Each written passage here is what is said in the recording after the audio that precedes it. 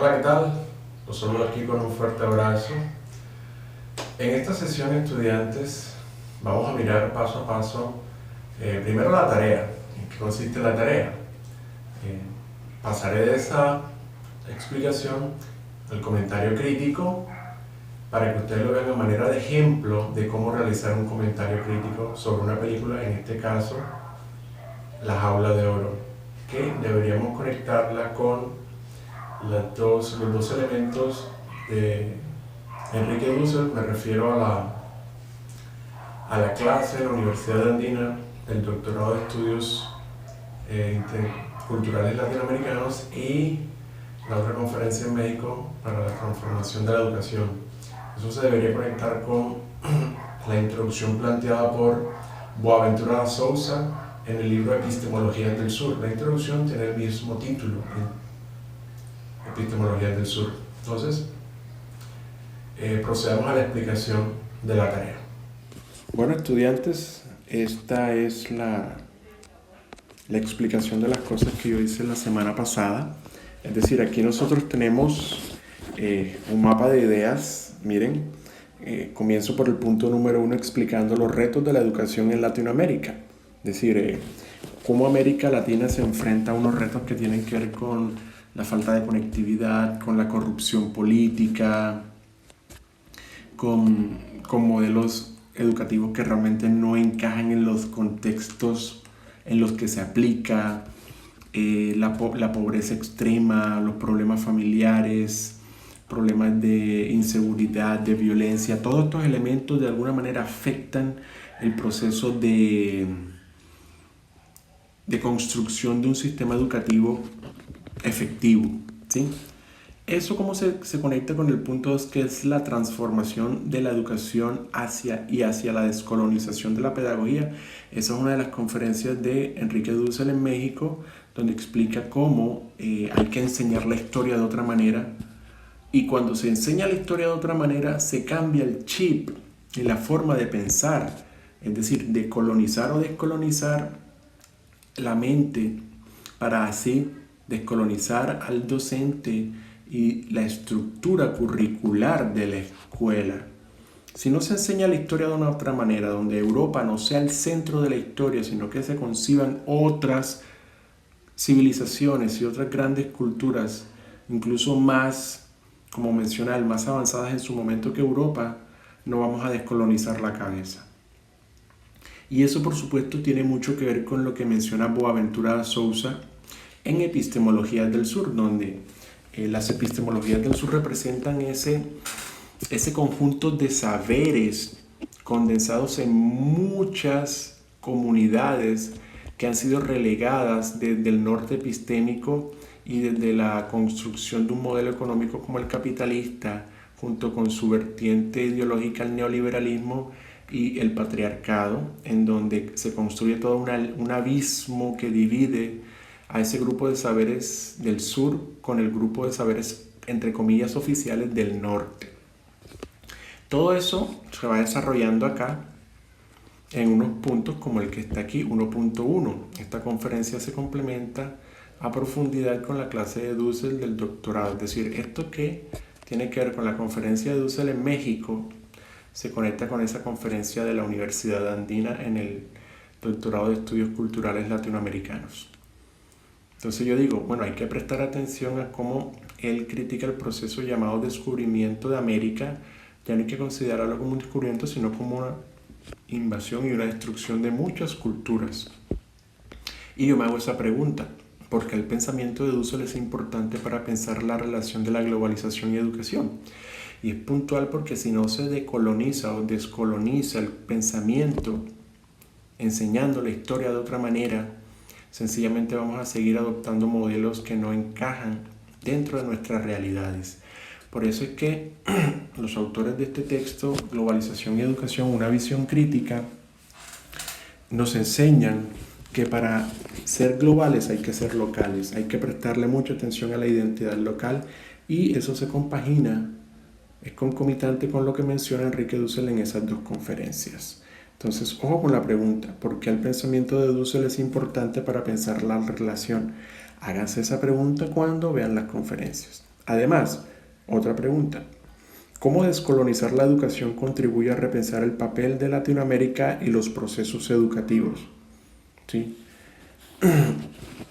Como le dije, si no se decoloniza la cabeza, el pensamiento a nivel filosófico, es muy difícil que entremos a cambiar de manera crítica y real procesos educativos que siempre están siendo impuestos desde arriba.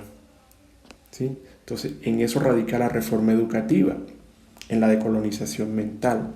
Entonces, me digo yo a mí mismo, la reforma educativa implica también pensar en lo local, como lo mencionan en el primer texto que leíamos, potenciar las identidades locales, las historias locales, para pasar así entonces a reformar el punto de partida desde donde se inicia. Eso implica cambiar la mirada hacia lo verdaderamente mundial, que es uno de los elementos que menciona Dussel.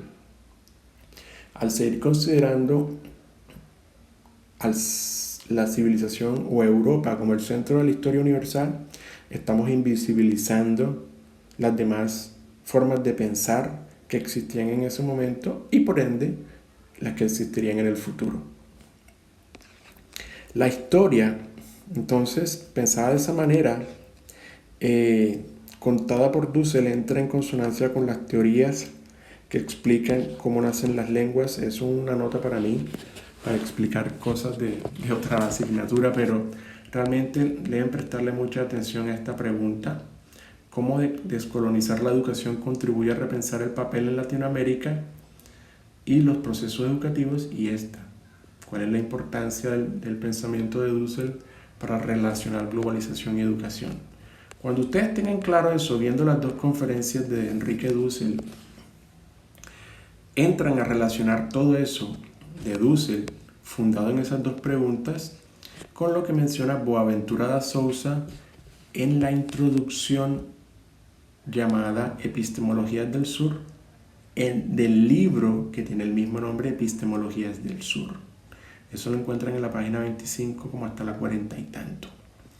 Cuando ustedes completen el punto 1, 2 y 3, que es decir, un proceso de reflexión entre ustedes, eso ustedes no me lo van a decir a mí, no lo van a redactar o lo pueden redactar como un guión para poder hacer el análisis de la película.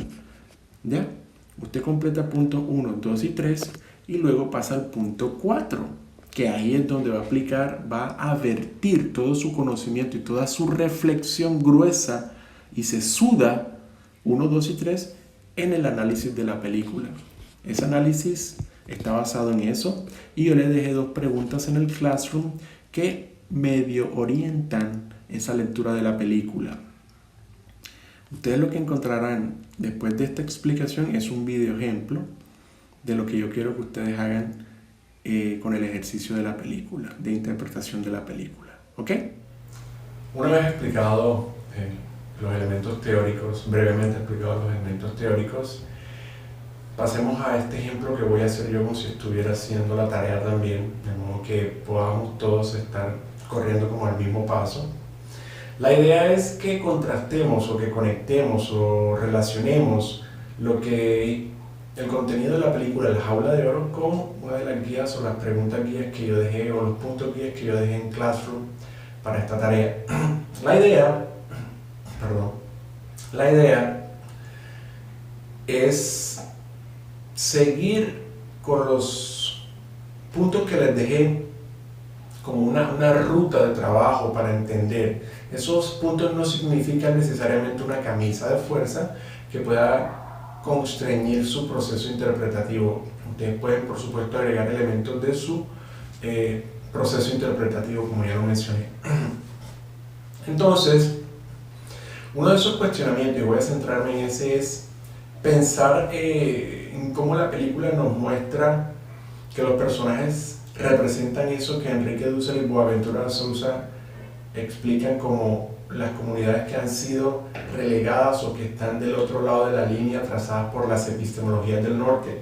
Y es precisamente eso, es decir, estos tres personajes salen de unos entornos destruidos económicamente y muy seguramente familiarmente. Es decir, si un niño, un adolescente es capaz de dejar el hogar para ir a enfrentarse a lo que se enfrentaron ellos, es muy factible. Se puede inferir que hubo un proceso de descomposición familiar. Seguramente no había un proceso de escolarización, porque recuerden que uno de esos chicos trabajaba no un depósito, pero sí como en un basurero a cielo abierto, con un relleno sanitario, y los otros dos chicos, la chica y el chico lo van a reclutar y se lo llevan en esa primera travesía en la que se encuentran con el indígena. Recuerden que el indígena se lo encuentran en una parte del camino, y en ese primer intento de cruzar Guatemala para llegar a México, es que son retenidos por policías mexicanos y les quitan los zapatos. Ahí digamos que hay como un primer encuentro duro con la realidad de estos migrantes ilegales en búsqueda del sueño americano.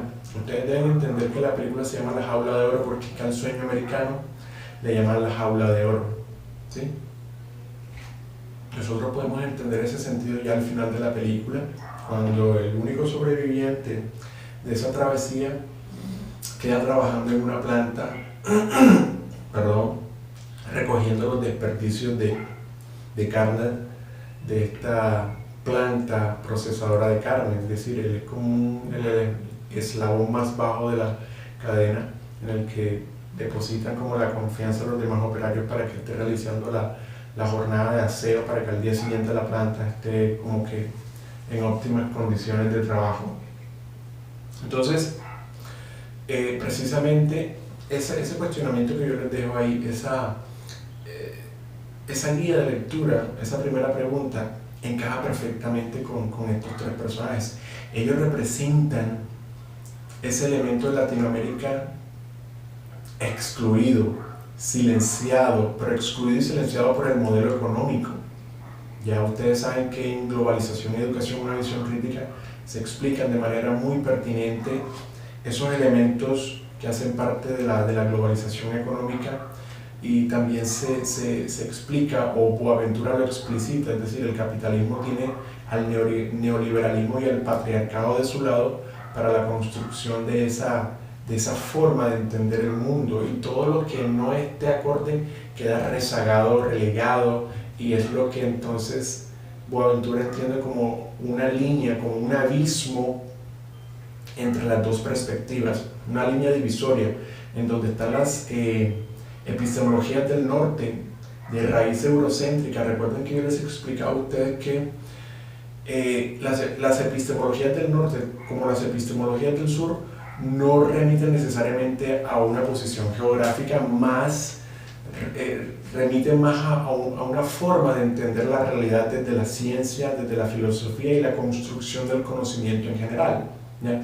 Entonces tenemos las epistemologías del norte con una raíz eurocéntrica. Esto implica una construcción del conocimiento y una forma de entender el conocimiento desde las escuelas europeas, que comenzaron a concebir el proceso de entendimiento del universo y la realidad por medio de escuelas de pensamiento y de los paradigmas para entender la realidad. Eso viaja a América y constituye otro centro de poder, ¿cierto? En donde entonces también se continúa y se perpetúa esa idea de que lo que está en ciertas latitudes geográficas es el conocimiento real, y es donde precisamente se construye el conocimiento real. Entonces a eso se refiere Boaventura. Y entonces, entre ese grupo de estructura de conocimiento, se traza una línea, y todo lo que está después de esa línea es lo que queda rezagado, y estos chicos representan ellos son unos rezagados económicamente. Como ya les dije, seguramente vienen de unos hogares disfuncionales casi destruidos, en extrema pobreza, y pues hay una opción, es viajar al norte, arriesgarse y atravesar la frontera de Guatemala con México, atravesar México en la bestia, en el tren, y llegar al norte y cruzar el Río Grande y arriesgarse. Y eso es lo que cuenta la película. Pero bueno, volviendo a la explicación entonces de esta línea divisoria, quedan las epistemologías del sur, y las epistemologías del sur son todos esos conocimientos, todas esas formas de entender la realidad de diferentes comunidades, porque recuerden que Boaventura no dice que sea una sola epistemología del sur, por el contrario, son muchas, porque muchos son los sures, que no remiten necesariamente a un sur geográfico también, así como el norte no remite a un norte geográfico exclusivamente para su lugar de enunciación, sino que todas estas epistemologías del sur representan a esos pueblos y esos conocimientos y esos saberes y esas formas de entender la realidad, de concebirla, de analizarla, de estructurarla de acuerdo a sus patrones culturales y científicos, y a partir de allí crear unas explicaciones de la vida y de la realidad. ¿Okay? Entonces ahí encaja tanto los postulados de Enrique Dussel como los de Boaventura para explicar así la constitución de este grupo de conocimientos que algunos llaman subalternos, ¿sí?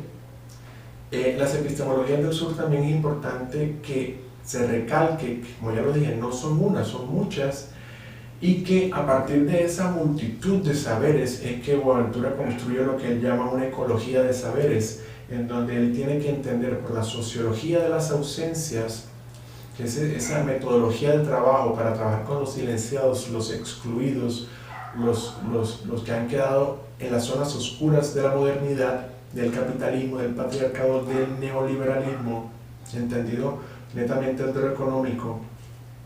Una sociología de la ausencia como esa metodología de trabajo para entender cómo esas diferentes epistemologías del sur, sinónimo, todas esas formas de entender la realidad desde diferentes comunidades se integran y negocian entre sí para ver si hay unos puentes de comunicación o si definitivamente también son irreconciliables las posturas. Entonces, así como hay una ecología desde el mundo de la biología en donde se explica cómo interactúan todos los organismos en un hábitat, podemos entender los sures geográficos y epistémicos como un gran sistema biológico, entiendas, un sistema epistémico en donde circulan ideas y se relacionan entre sí para explicar entonces la realidad y el funcionamiento de la misma. Entonces estos chicos hacen parte de esas epistemologías del sur, por lo que ya mencioné de lo económico y seguramente lo familiar, y su única oportunidad es apostarle, sí o sí, a ese viaje en la bestia. La bestia es el tren que lleva a los inmigrantes, y atravesar todas estas peripecias y todas estas cosas que terminan de una manera bastante difícil de asimilar. Piensen por ejemplo en el caso de la chica que es secuestrada por este grupo de narcos que intercepta el tren. Piensen por ejemplo como en el chico indígena que muere ya habiendo cruzado la frontera, muere en el desierto por un ranchero norteamericano, y también es bastante triste, y aún más triste cómo termina este chico trabajando en una planta procesadora de carne. Entonces bastante real, dura la película, sobre todo si la pensamos desde el contexto de unos adolescentes, seguramente de 14, 15 años, que viven ese proceso de arriesgarse y llegar a otras latitudes a buscar solamente es un beneficio económico para tal vez ayudarse a sí mismos, por supuesto, pero también ayudar a sus familias. Esto que acabo de decir, estas palabras, es más o menos como ese gran ejemplo que yo quiero que ustedes hagan cuando realicen su ejercicio. Ahora, en parejas, no voy a explicar el ejercicio aquí. Una vez ustedes hayan, digamos, visto los elementos de Dussel, las dos ponencias o clases, y lo haya relacionado con el texto de Boaventura Sousa, Epistemologías del Sur, en el libro con el mismo nombre, Epistemologías del Sur, tomen todo ese conocimiento y lo apliquen a la lectura de la película, teniendo en cuenta los dos cuestionamientos o ideas generales que le den el Classroom, junto con las indicaciones de cómo hacer el trabajo en los mismos grupos de trabajo en los que se organizaron para entregarme este primer trabajo. ¿Okay? Junto a eso, dos recomendaciones. Háganlo en Google Meet o en Zoom y se graban discutiendo la película, aportando cada uno sus ideas, pero les pido por favor que cuando estén en el proceso de introducción del ejercicio se presente cada uno. Me tienen que dar cámara por un momento para poder yo asociar el nombre a un rostro y así puedo comenzar a identificarlos y a ir organizando la lista, ¿sí? Eso también yo lo había explicado en la clase anterior, en la grabación, ¿ok? Entonces, para que tengan esos elementos en cuenta cuando comiencen a producir su trabajo. Entonces, me despido con un fuerte abrazo. Les deseo la mejor de las suertes en este ejercicio. Métanle la ficha, como se dice. Traten de entregarme la mejor versión del trabajo. Es decir, sé que la primera versión no les va a salir bien, de pronto por un error de conectividad. Se frisearon frente a la cámara, pero eso es normal. Hablarle a una cámara a veces no es fácil. Hay que, digamos, como entrenándose para eso. Siempre que estén dando sus opiniones, por favor, miren a la cámara del computador para así yo sentir que nos estamos observando. No comiencen a mirar a un lado y hablar, sino que cuando usted está hablando con alguien, mírelo a la cara. En este caso es el lente de la cámara. Entonces, céntrese en eso para que pueda interactuar como de manera más directa conmigo, mirándome a la cara, ¿no? Y les recomiendo que graben en las madrugadas o en la noche, donde no haya mucha interferencia de pronto de un vendedor ambulante, de un papá, de un hermano, de una televisión, de un radio, de un carro, de una moto, de un pito, ¿sí? De una persona gritando en la calle, sino que puedan tener un ambiente tranquilo en la madrugada donde que el audio que registren sea el mejor, ¿ok? Entonces, nuevamente me despido, les deseo la mejor de la suerte y bueno, nos estamos viendo entonces en Classroom para los próximos encuentros. ¡Chao!